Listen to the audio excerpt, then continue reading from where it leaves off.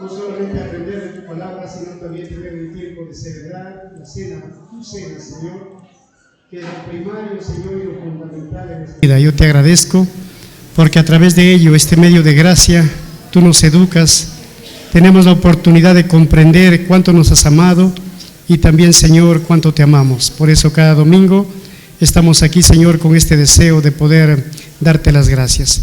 Guíanos, Señor, en esta mañana que queremos meditar en ello, justamente en el mismo tema de la Pascua y la Cena del Señor. Guíanos, mi Cristo, en tu precioso nombre. Amén. Bien, hermanos, el tema de la mañana es la Pascua del Señor y correlativamente la Cena del Señor. Yo creo que como cristianos nosotros, hermanos, ya tenemos casi claro, ¿no?, sobre la Cena del Señor. Pero en cuanto a la Pascua, de repente es un poco ajeno a nosotros por la distancia, por la cultura, por las normas que hay en la Biblia, que a veces la leemos y quizá no logramos comprender en su magnitud. Pero bien, hoy día intentaré, hermanos, aclarar un poco esta relación y a la vez esta diferencia, hermanos, entre la Pascua y la Cena del Señor. Ustedes habrán leído o habrán colgado en su casa de repente para Navidad y colocaban antes felices fiestas Pascuas, ¿no? Algunos colocaban felices fiestas Pascuas y luego corrigieron, ¿no? Ya no imprimen felices fiestas Pascuas para Navidad, porque la Navidad no es la Pascua. La Pascua se celebra justo en esta semana de Semana Santa, ¿no? Y para deslindar un poco vamos a ver hoy día, hermanos, justamente este punto, ¿no? Quiero que se ubiquen, por favor, en Éxodo capítulo 12. Voy a tener dos pasajes. Gracias, Antonio. Voy a tener dos pasajes principales. Uno es Éxodo 12 en el Antiguo Testamento y en el Nuevo vamos a tener Lucas 22. Y vamos a movernos entre estos dos textos, hermanos. Bien, la Pascua en el Antiguo Testamento. Vamos a verlo aquí. Y si tú quisieras recordar más exactamente, fijar en tu memoria qué significó la Pascua en el Antiguo Testamento, pues la verdad, ahí están las dos palabras que significaba para un judío, ¿no? Una redención divina y un memorial perpetuo. Esas dos cosas eran importantes en la mente de todos los judíos, o llevaban esa mente clara, por lo menos al celebrar la Pascua. Voy a leer Éxodo capítulo 12, hermanos. Versículos ahí del 1 al 14, dice así. Y quisiera que se vayan deteniendo en las actividades que hay acá. 6 significados también, elementos como la comida, acciones que hacían, para no volver a repetir luego mucho por cuestión del tiempo. Dice el versículo 1 del 12 de Éxodo: habló Jehová a Moisés y a Aarón en la tierra de Egipto diciendo: este mes os será principio de los meses para vosotros. Será este el primero de los meses del año. Hablad a toda la congregación de Israel diciendo: en el 10 de este mes, tómese cada uno un cordero según las familias de los padres, un cordero por familia. Mas si la familia fuere tan pequeña que no baste para comer el cordero, entonces él y su vecino inmediato a su casa tomarán uno según el número de las personas, conforme al comer de cada hombre. Haréis la cuenta sobre el cordero. 5. El animal será sin defecto, macho de 1 año, lo tomaréis de las ovejas o de las cabras. 6.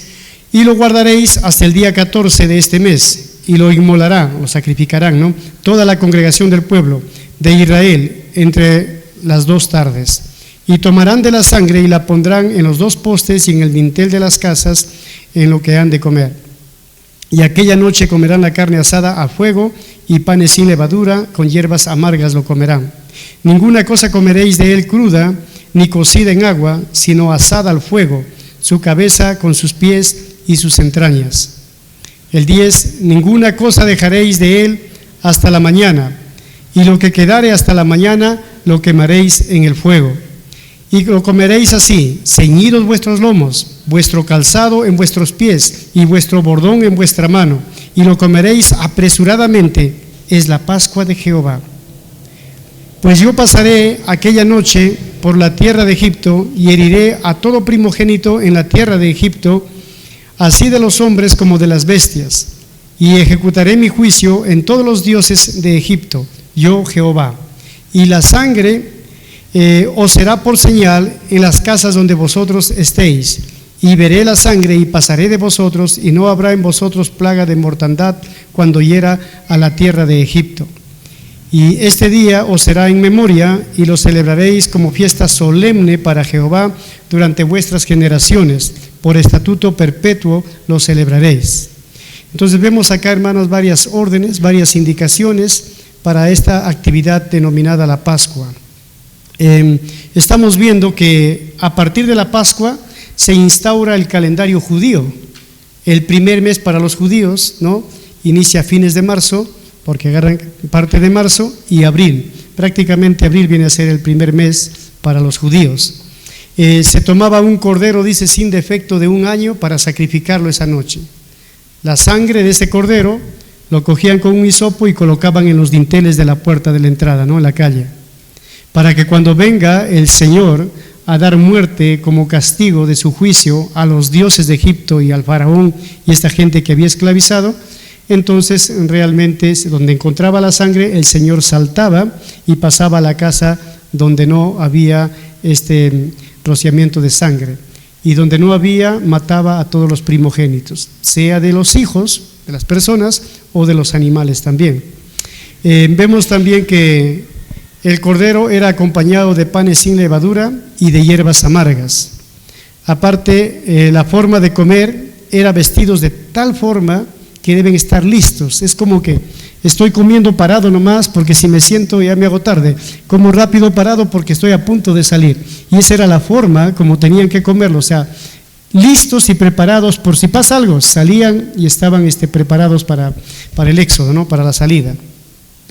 Lo que sobraba tenían que quemarlo, nada debía ser guardado para el siguiente día, ¿no? Si realmente el cordero era mucho para 5 o 6, podías invitar a 2 o 3 vecinos y entre todos comían. O sea, era una fiesta prácticamente, porque tenían que compartir y organizarse, administrar y realmente hacerlo según el orden del Señor. Con la Pascua Dios derrotó a los dioses egipcios. Dios demandó también la Pascua que se celebrase en los judíos por estatuto perpetuo, es decir, una celebración, una fiesta permanente, ¿no? Ahora algunos piensan si se va a hacer en la Nueva Jerusalén, pero por lo menos en el milenio futuro sí se va a celebrar todavía, ¿no?, con Cristo Rey de Reyes. Bien, hermanos, entonces quisiera ver 3 elementos importantes a la luz de este pasaje, pero antes definamos la palabra Pascua. Pascua viene del vocablo hebreo Pesaj, y Pesaj literalmente significa pasar por alto o encima. Figurativamente vendría a ser preservar o mostrar misericordia. Más o menos aquí he traído mis globitos para que lo entiendan. Y esto se conoce también, hermanos, como la propiciación. Imagínense que esto es la casa de cada judío ahí en Egipto. Ahora el Señor dice: maten el cordero y con su sangre colocan en el dintel de la puerta, para cuando venga el juicio, el último juicio que Dios hizo a los egipcios, en consecuencia que no dejaban salir al pueblo de Israel, que estaban ya 400 años esclavizados allí. Entonces vino a matar en la última plaga a los primogénitos, porque no obedecía el faraón con tantas plagas, las 9 anteriores. Entonces cuando llegaba realmente el juicio del Señor, si veía, pero donde estaba la sangre, saltaba, pasar por encima. Y eso significa Pascua. Literalmente, ¿qué significa? Pasar por encima. Así de simple, hermanos. Y claro, ese pasar por encima en el Nuevo Testamento, ya en 1 de Juan 4:10, se conoce con la palabra propiciación. Quitar la ira, pasar por encima. Hoy Cristo nos ha propiciado y eso lo vamos a ver más adelante. Entonces, primer punto, hermanos, ¿qué significaba en el Antiguo Testamento la Pascua para un judío? Por favor, Antonio, un clic. En la Pascua Dios es el personaje central de esta historia. Hermanos, en las fiestas religiosas Dios siempre debe ser el personaje principal, pero la verdad nosotros celebramos o hemos celebrado muchas fiestas donde comenzábamos pensando, o por lo menos tomando como pretexto a Dios, pero luego hacíamos lo que queríamos. Por ejemplo, Navidad, el personaje principal debe ser Jesús. Semana Santa, el personaje principal debe ser Dios mismo. Pero la verdad no siempre es así, ¿verdad? Más se hace comercial y cuantas cosas, pero un judío hoy por hoy también lo sabe, que la Pascua, el personaje principal, hermanos, es Dios. Miren el versículo 11, dice del 12, ¿no?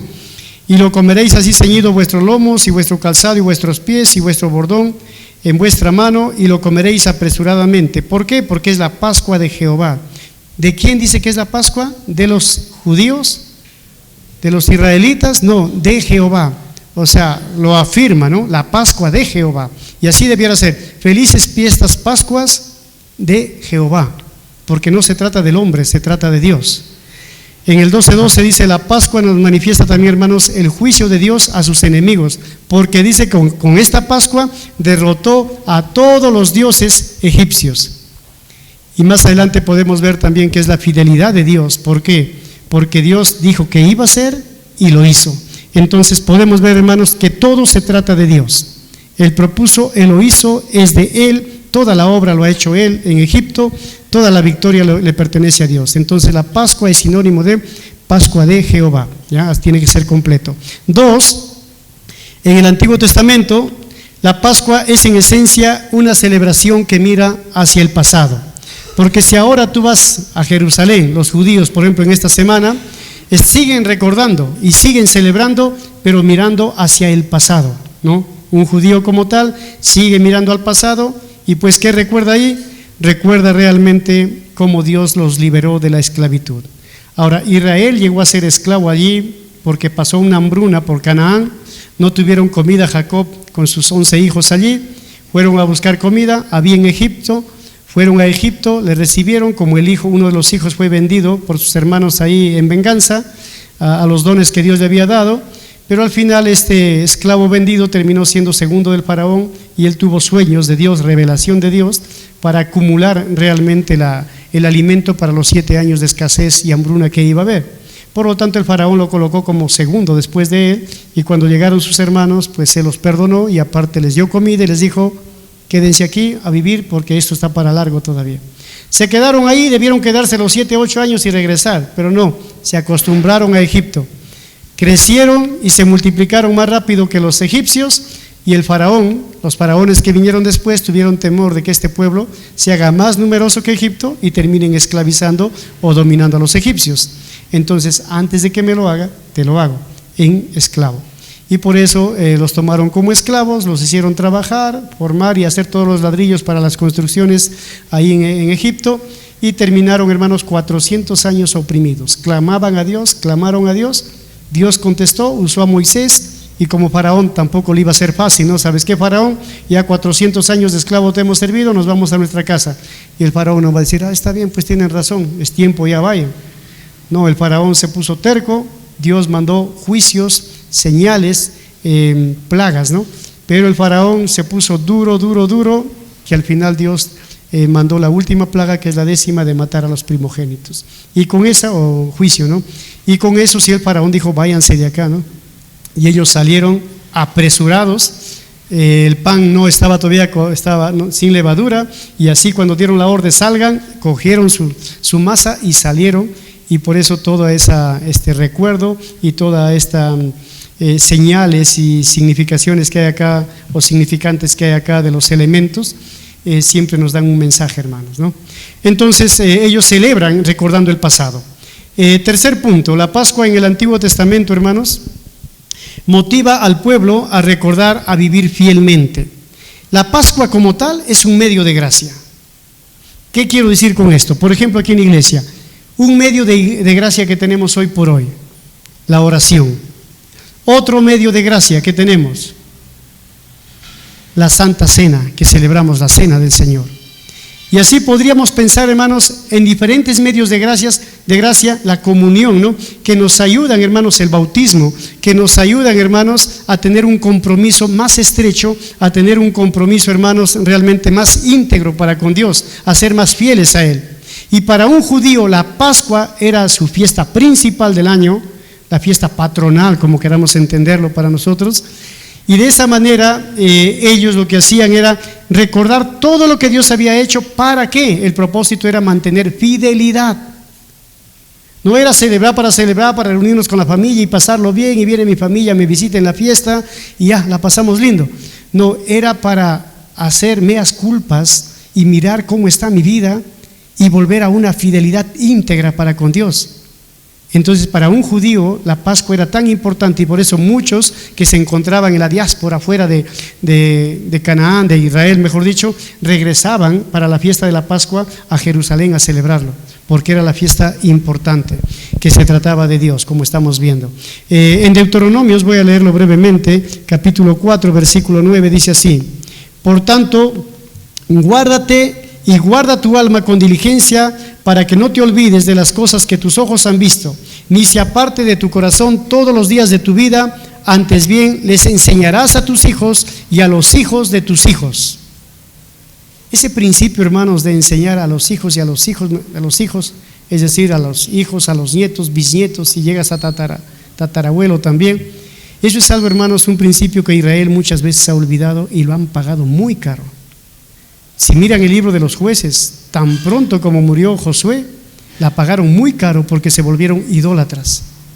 Y si miran por qué vino los 70 años de cautiverio a Babilonia, fue porque olvidaron a Dios y la pagaron muy caro nuevamente. Olvidar a Dios, hermanos, es pagar muy caro la vida. Y hay muchas formas de olvidar. Y el problema que cuando olvidamos a Dios es que no solamente queda un vacío interior en nosotros, sino que la tendencia es a llenarlo con las cosas del mundo, con las tentaciones del mundo, con las modas del mundo, con la influencia del mundo, y al final terminamos siendo idólatras frente a Dios. Y Dios lo que más aborrece en el Antiguo Testamento, y si hay algo que realmente enfurece su santidad y su ira santa llega a Jerusalén y a la humanidad, es cuando le sacamos la vuelta espiritualmente hablando, cuando cometemos el adulterio espiritual, cuando dejamos que otro ídolo, que no es el Dios de la Biblia, entre al corazón. Tengamos cuidado, hermanos, porque ese Dios de Israel es el mismo nuestro. Y si jugamos a la sacada de vuelta, al adulterio espiritual, yo entiendo que alguien puede estar triste, desanimado, ya bueno, aceptaría un momento, pero vivir en una actitud de desánimo, en una actitud mediocre, nosotros que somos hijos de Dios, no sabemos a los que nos exponemos, hermanos. Si hay un ídolo en nosotros que está desplazando a Dios, la verdad es triste, y el juicio de Dios puede llegar muy cerca. Bueno, en la gracia del Señor Él trata diferente, ¿no? Pero no quisiera realmente conscientemente cometer un acto de adulterio espiritual. Si fuera así, que Dios, hermanos, con su Espíritu Santo nos haga examinar nuestras vidas, ¿no? Entonces, hasta aquí, hermanos, ¿hay algún ídolo en tu vida que está ocupando el lugar de Dios? Aquellas cosas que no nos dejan tener esa buena comunión con Dios, aquellas cosas que no nos dejan tomar una decisión real con Dios, aquellas cosas o personas o circunstancias que realmente no me permiten ser un cristiano a la luz de lo que voy entendiendo. Esa cosa, esa circunstancia, ese hecho es tu ídolo, o es el ídolo al cual tienes que matar. Que Dios nos ayude, hermanos, a pensar en esta primera parte a la luz de la Pascua judía. Ahora miremos el Nuevo Testamento. Vamos a Lucas 22. La Pascua en el Nuevo Testamento, hermanos, tiene dos palabras importantes: certeza de redención y anhelo de comunión. Vamos a leer Lucas capítulo 22 del 7 en adelante. Dice así: llega el día de los panes sin levadura, en el cual era necesario sacrificar el cordero de la Pascua. Y Jesús envió a Pedro y a Juan diciendo: id, preparad la Pascua para que la comamos. Ellos le dijeron: ¿dónde quieres que la preparemos? Él les dijo: he aquí, al entrar en la ciudad os saldrá al encuentro un hombre que lleva un cántaro de agua, seguidle hasta la casa donde entrare. Y decid al padre de familia de esa casa: el maestro te dice, ¿dónde está el aposento donde he de comer la Pascua con mis discípulos? Entonces él os mostrará un gran aposento alto ya dispuesto, preparad allí. Fueron pues y hallaron como les había dicho, y prepararon la Pascua. Cuando era la hora, se sentó a la mesa y con él a los apóstoles. Y les dijo: cuánto he deseado comer con vosotros esta Pascua antes de que padezca, porque os digo que no la comeré más hasta que se cumpla en el reino de Dios. Y habiendo tomado la copa, dio gracias y dijo: tomad esto y repartidlo entre vosotros, porque os digo que no beberé más del fruto de la vid hasta que el reino de Dios venga. Y tomó el pan y dio gracias y lo partió y les dio diciendo: esto es mi cuerpo que por vosotros es dado, haced esto en memoria de mí. De igual manera, después que hubo cenado, tomó la copa diciendo: esta copa es el nuevo pacto de mi sangre que por vosotros es derramada. Hasta ahí lo dejamos, hermanos. Es interesante, aquí vamos a ver, hermanos, cómo Jesús anhelaba, ¿no?, tener realmente y celebrar la Pascua del Señor. Jesús va a usar la fiesta más importante de la Pascua para darle otro significado, profundizar, cambiar y darnos para nosotros, hermanos, una razón ya no nacional como a Israel, sino una dimensión mundial, hermanos. Porque Jesús toma el lugar del Cordero. Miren ustedes, vamos a ver acá el punto 1. La Pascua en el Nuevo Testamento expresa un profundo anhelo de tener comunión. Quiero que los que tienen su Biblia miren el versículo 15. Me ha hecho meditar y la verdad me ha hecho decirle a Jesús: oh, cuánto me ama, Señor, y perdóname, me he sentido humillado, entristecido, la verdad indigno, porque el versículo 15, hermanos, dice así, ¿no? Y les dijo: cuánto he deseado comer con vosotros esta Pascua.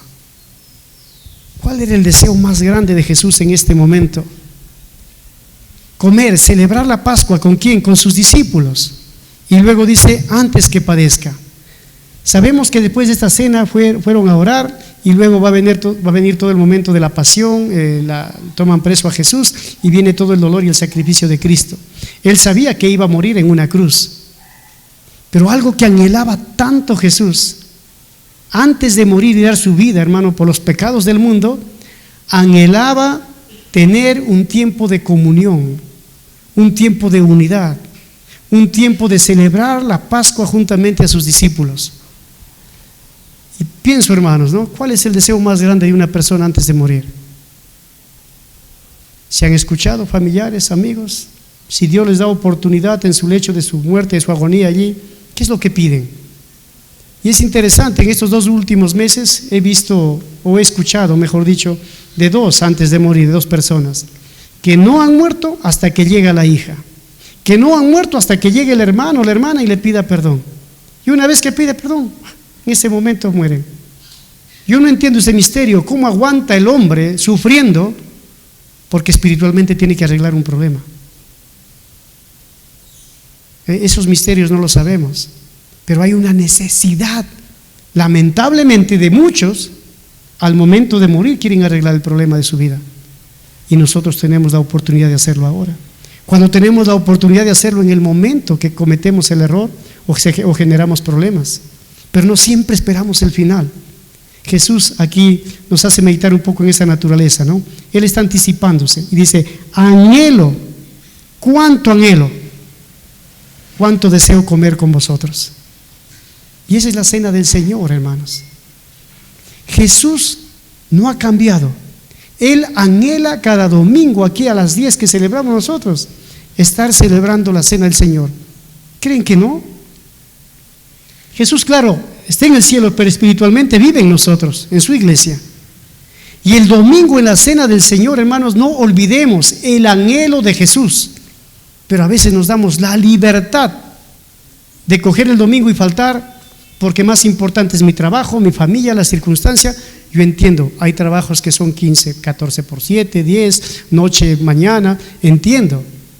Pero si cualquier pretexto importantísimo de mi vida es mayor que el anhelo de Jesús de estar junto con nosotros, no hemos entendido ese sacrificio de Cristo en la cruz, hermanos.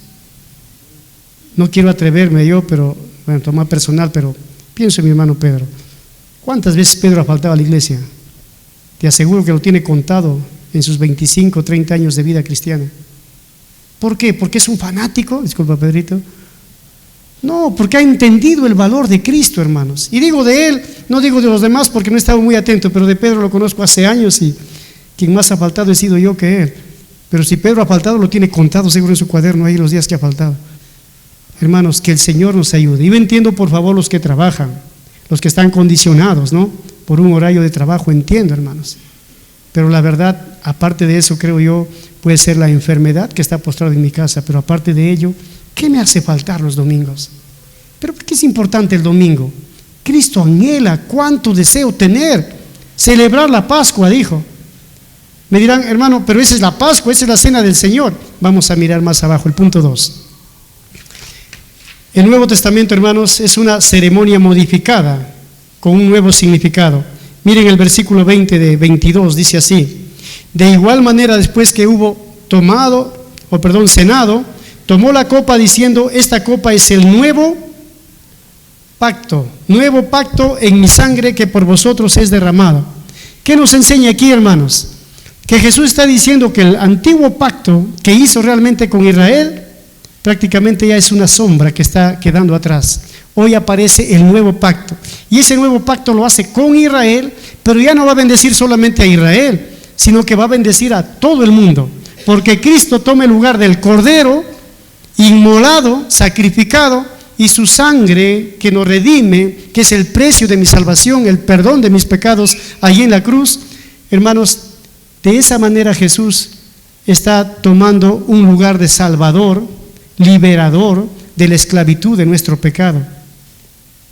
Y de esa forma, hermanos, es que realmente modifica.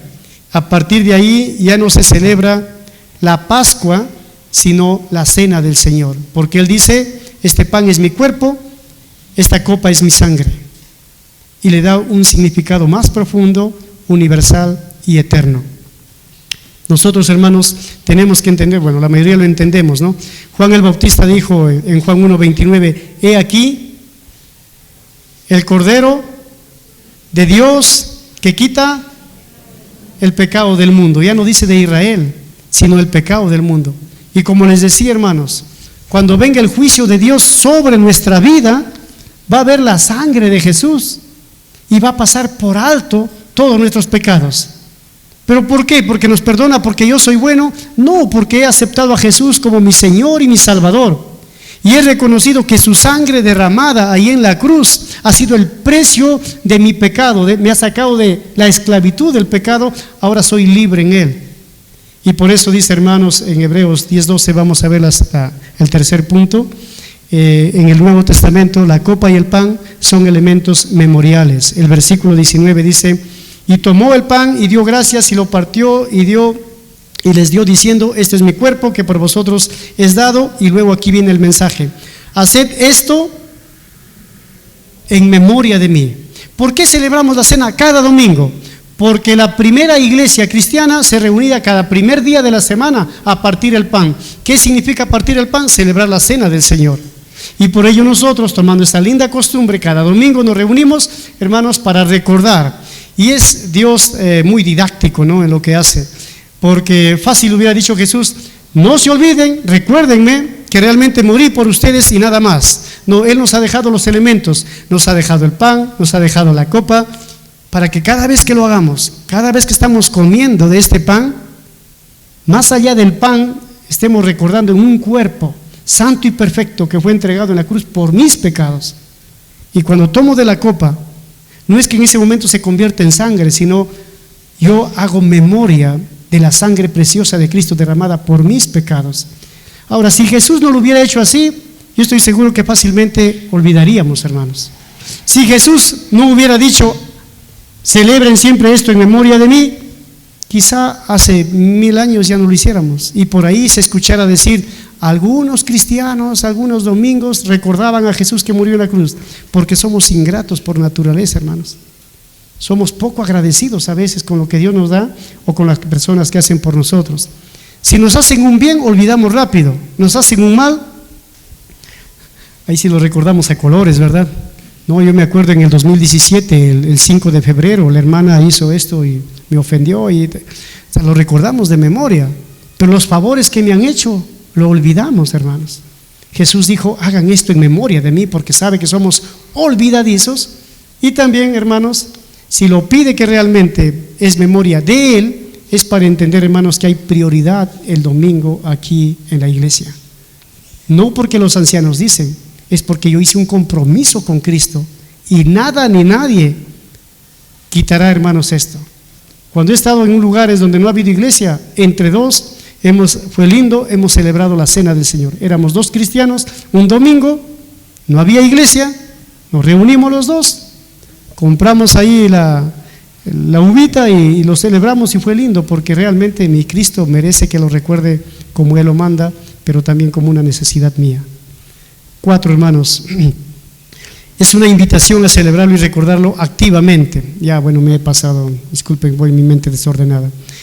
El pan y la copa, al hacerlo, no es una memoria en papel o una memoria verbal. Tomar el pan y la copa es una memoria activa, hermanos. ¿Por qué digo activa? Porque realmente nos demanda tiempo. Las hermanas cogen el pan y lo pasan uno por uno, mientras la alabanza canta, ¿no? Luego la copa, uno por uno. ¿Cómo vamos a olvidar? ¿Cómo no vamos a pegarlo bien en la mente si está tomándonos tiempo el hacerlo, ¿no? Y por eso es que es una celebración para recordar activamente, no pasivamente sentado en una oración y se acabó. Cuando celebramos, hermanos, el pan y la copa, recordamos el pasado, pero recordamos también el futuro. El pasado recordamos que Cristo murió y resucitó. En el pasado recordamos que un viernes Jesús fue crucificado, pero un domingo resucitó para nosotros también resucitar un día. Pero cuando miramos al futuro, Jesús dice, no lo beberé hasta que lo beba nuevo en el reino más adelante de su Padre. Eso que nos hace pensar, hermanos, que un día la cena del Señor vamos a seguir celebrándolo. Espero que no lleguemos tarde a esa cena. Sería lo triste, ¿no? Porque en el futuro ya no va a haber los hijos, el trabajo, la preocupación, no me pagaron, la distancia. Va a ser muy diferente, hermanos. Pero en ese sentido, mirar al futuro es también parte, hermanos, de la celebración de la cena. Punto 5, es una celebración no solo de la muerte, sino también de la resurrección. Al inicio celebraban los cristianos la muerte, pero la verdad, hermanos, luego se entendió mejor que lo que celebramos, hermanos, no es una muerte, sino celebramos una resurrección. Entonces venimos con gozo, venimos con deseo, porque no venimos a mirar un ataúd de alguien muerto. Venimos, hermanos, a hacer memoria y proclamar que Cristo ha resucitado. Entonces hasta aquí, hermanos, tenemos los 5 más o menos puntos que nos ayudan a pensar en el valor de la cena del Señor.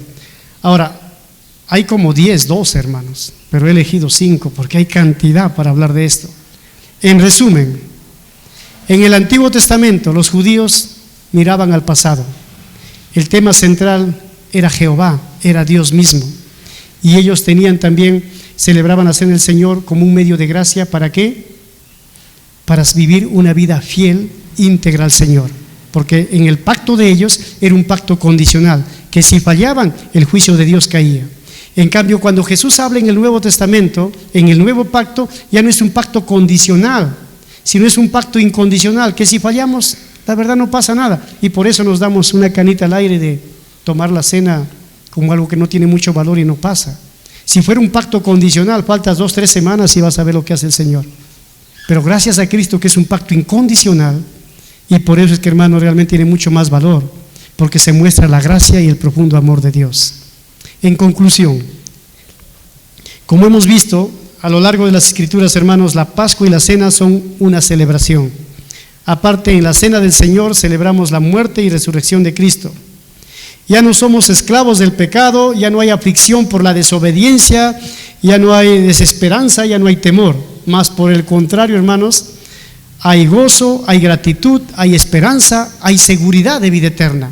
Miren, hermanos, celebrar la cena del Señor y pensar que la salvación se pierde es no haber entendido la obra de Cristo en la cruz.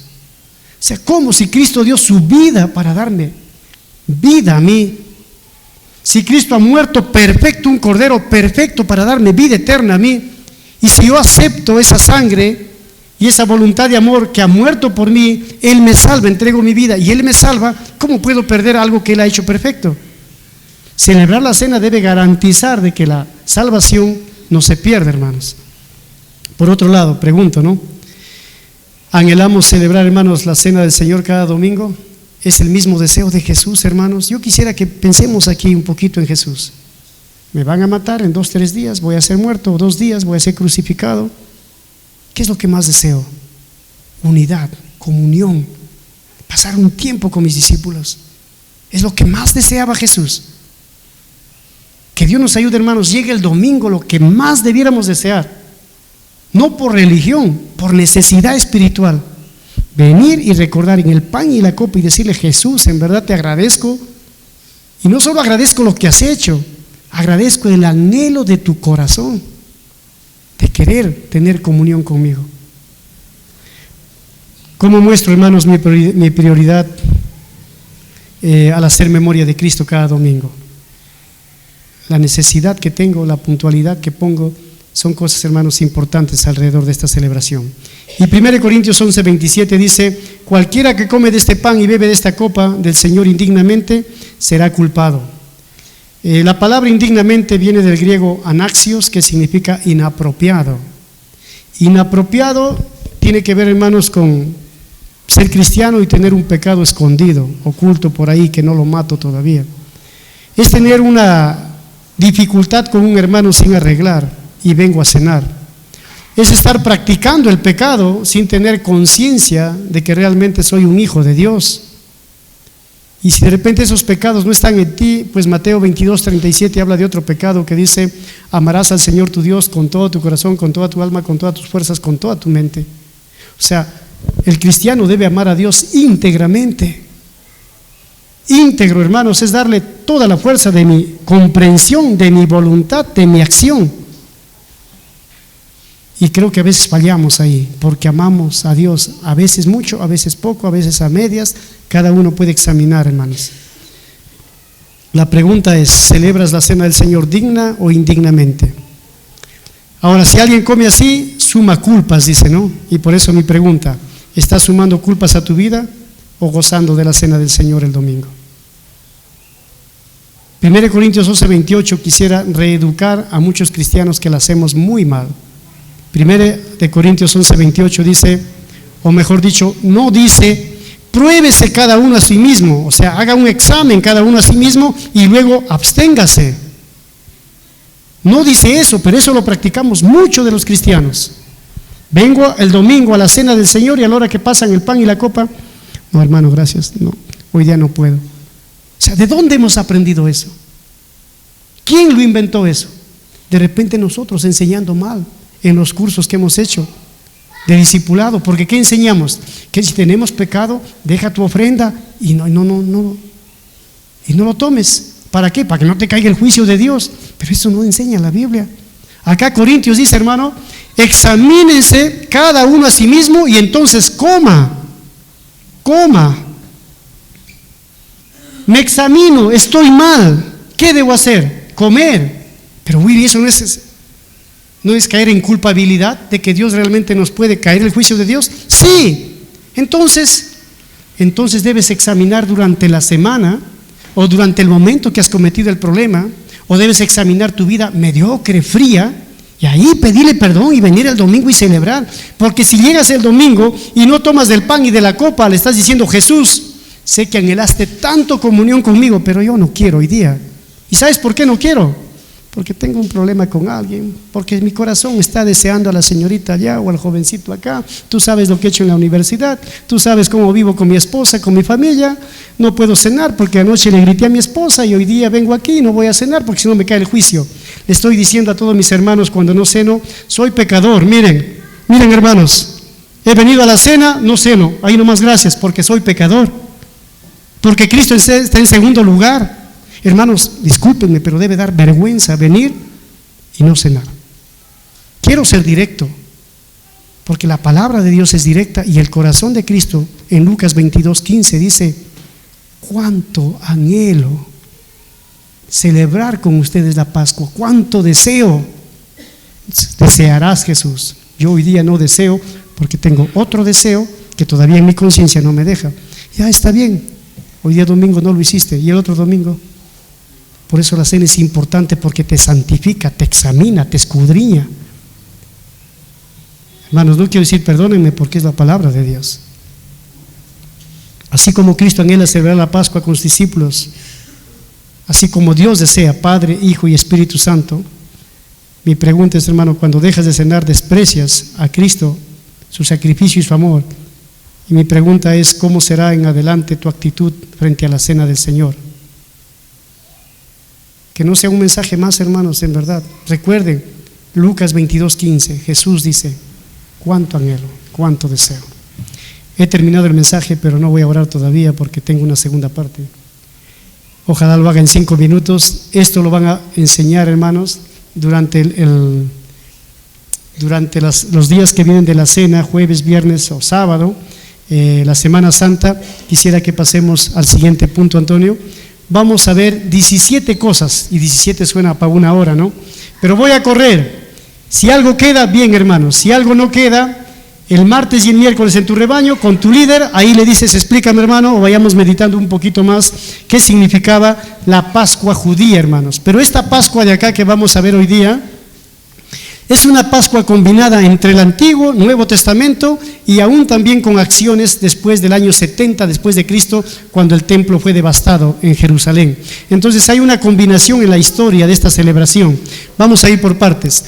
Lo primero que hacían en Semana Santa era, el papá o la mamá se preocupaban porque en la casa no haya ni un centímetro ni una pizca ahí, o mejor dicho, gramo de levadura. Tenían que quitar toda levadura de la casa, porque la levadura es sinónimo de pecado, ¿ya? Segundo, encendían las velas. Encendían las velas, esto porque empezaba de noche, se celebraba la fiesta, encendían las velas, como también diciendo pues la luz de Cristo, ¿no?, que aparece bien en nosotros. 3, la primera copa se llama la copa de la santificación. Había una copa con vino, donde colocaban ahí delante de todos, y era la copa de la santificación, expresaba eso, la primera copa.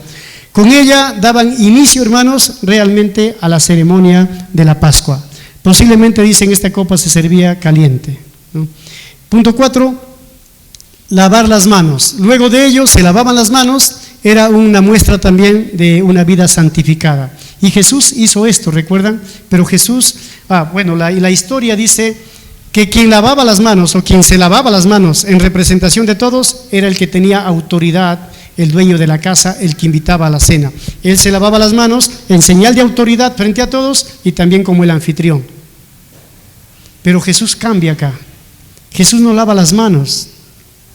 Jesús no se lava sus manos. ¿Qué hace Jesús? ¿Recuerdan? Lava los pies. Aquí cambia. Ya no vengo yo con autoridad. Ya no vengo yo como el señor de la casa. Yo vengo como el siervo y le lavo sus pies a cada uno de ustedes, ¿no? Entonces Jesús cambia esa autoridad por siervo, ¿no? Y ese señorío lo cambia, hermanos, por un acto de servicio, de misericordia, de humildad. Punto 5. El plato ceder. Quizá la letra dice pequeña porque hay bastante, hermano, que hablar, pero aquí quiero hacer un resumen. Acá hay algunas comidas, y si alguien quiere, la hoja lo tengo fotocopia atrás, les puedo dar para que no tengan dificultad. Me olvidé el puntero otra vez, pero en la primera parte habla de las carpas. El plato ceder significa en qué consistía esa mesa de comida, y la mesa de comida judía consistía en esto: las verduras y el agua salada presentan la esperanza de vida y las lágrimas en Egipto. Gracias, Antonio. Luego, la raíz de la hierba amarga, chaseret, ¿no?, recordaba las lágrimas de Israel cuando estaban esclavos en Egipto. Se daba aquí la bendición. La hierba amarga en sí hace recordar la amargura de la esclavitud en Egipto. Luego, el charoset es una mezcla de manzana y nueces. Dicen que los colores rojo y marrón significaban la barra y el mortero de herramientas para hacer los ladrillos en Egipto. Miren ustedes, la Pascua era todo una significante ahí de cosas, ¿no? Tenía un significado total, el color, la comida, todo para hacer recordar: hijo mío, tiene sus 4 años, ya me entiende, come esta hierba amarga. Y el hijo lo come. ¿Qué lo va a comer amargo? Al comer amargo, ¿por qué, papá? No, que me lo comes. ¿Por qué, papá? Y ahí le explicaba por qué en el pasado, qué pasó y qué lo van a olvidar de esa manera, ¿no? Luego tenemos el agigag, en hebreo, ¿cómo se pronunciará? El huevo duro, ¿no? El huevo se mojaba en agua salada. Esta comida fue introducida posterior a Cristo para pensar en los sacrificios que se hace cada mañana en el templo o el templo que ya no lo tenían. Eso dice fue colocado después porque cuando el templo fue destruido, ¿a dónde llevaban sus ofrendas? Ya no habían. Entonces colocaron un huevo para recordar que alguien moría también en el templo, ¿no? Luego tenemos el cordero. El cordero tenía que ser perfecto de 1 año, eso ya lo hablamos, y el cordero es más entendible, hermanos, era lo que permitía el derramamiento de sangre para perdón de pecados, ¿no? Entonces todas las comidas tenían un significado. Pasamos al 6. El pan de aflicción. El pan sin levadura no hace recordar que nos hace, era así. No hace recordar la redención de Egipto. Sí. El pan sin levadura no hace recordar que la redención de Egipto vino rápidamente. Nos hace, debe ser, hermanos, ¿no? Que vino rápidamente y el pueblo salió sin tiempo de esperar su pan, ¿no? Que hinchara con la levadura. La levadura, símbolo del pecado. Quitar toda levadura de la casa significa un nuevo comienzo de vida. 7. Corrigen ahí, líderes, ese no nos hace, por favor. El matzó. ¿Qué es el matzó? Mi esposa entró al internet, buscó ingredientes, cómo se hace un matzó. Si alguien quiere, al final le puedo invitar una que ha hecho, y esta semana ustedes podrían hacer, hermanos, y la verdad que tiene ligeramente un sabor diferente a la cachanga, con los ingredientes judíos. Nicky va a pasar en el WhatsApp también los ingredientes si alguien quiere cocinar esto o otro de los platos para esta semana. 8. Las 4 preguntas. Hay un momento de las 4 preguntas. Las 4 preguntas servían para que la Pascua quede, hermanos, realmente fijada, ¿no? Las preguntas eran 4 preguntas claves sobre la Pascua misma. 9. La historia de la Pascua. Los judíos contaban la historia de la Pascua, pero desde Abraham hasta Moisés. Hoy día no he hecho la introducción porque iba a ser muy largo contarlo, pero ellos hacían toda esa introducción para sus hijos. 10. Las 10 plagas. ¿Cómo recordaban las 10 plagas? Había una copa de vino ahí permanente en la cena, pero esa copa no estaba llena, ¿no? Porque el que no esté lleno significaba ira, significaba plaga, ¿no? Y por ello colocaban esta copa. 11.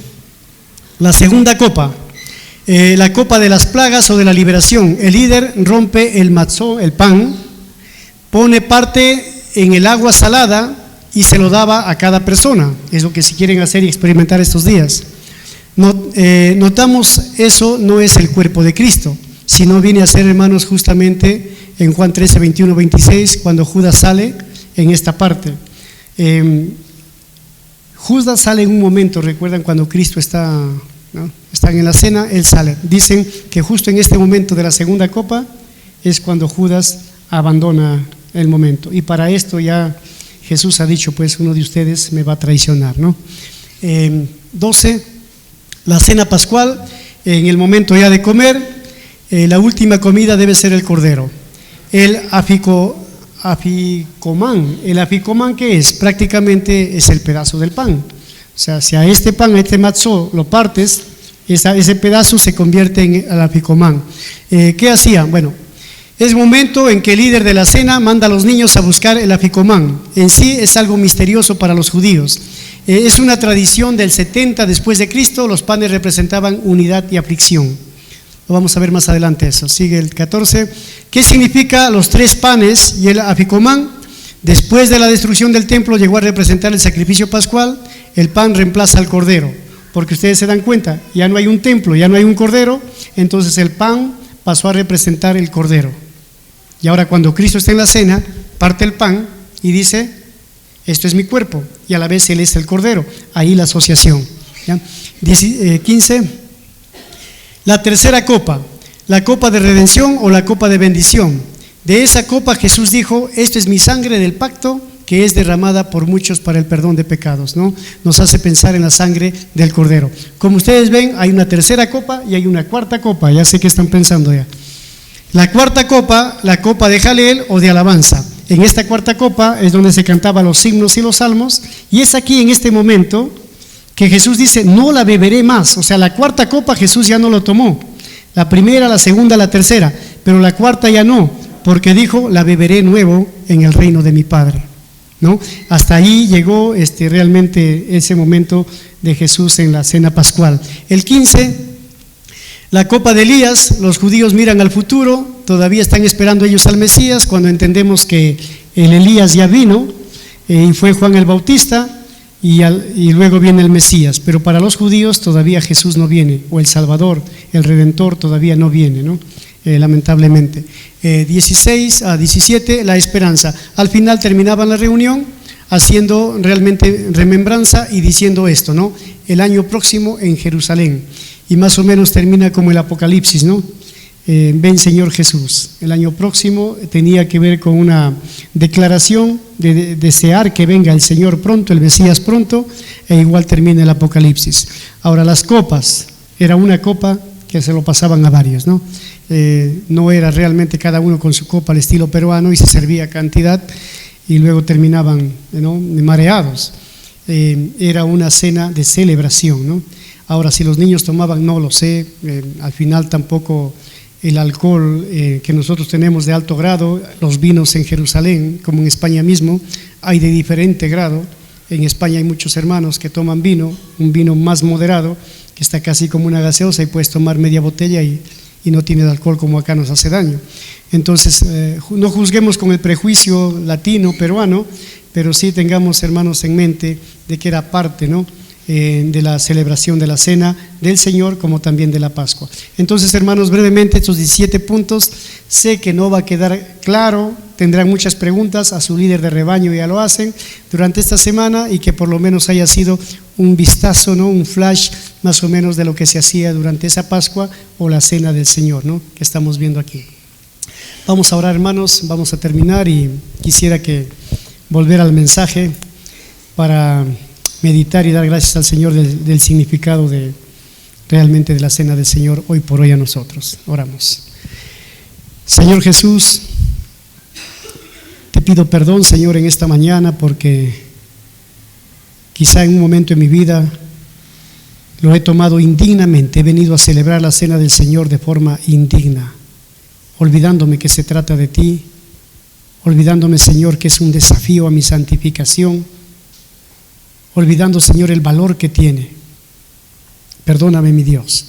Yo te pido que como iglesia nos ayudes cada domingo, como lo practicamos cada domingo. Corremos, Señor, a veces el error de hacerlo una costumbre y olvidar, Señor, que se trata de ti. Ayúdame en mi vida espiritual, Señor, a ponerle valor.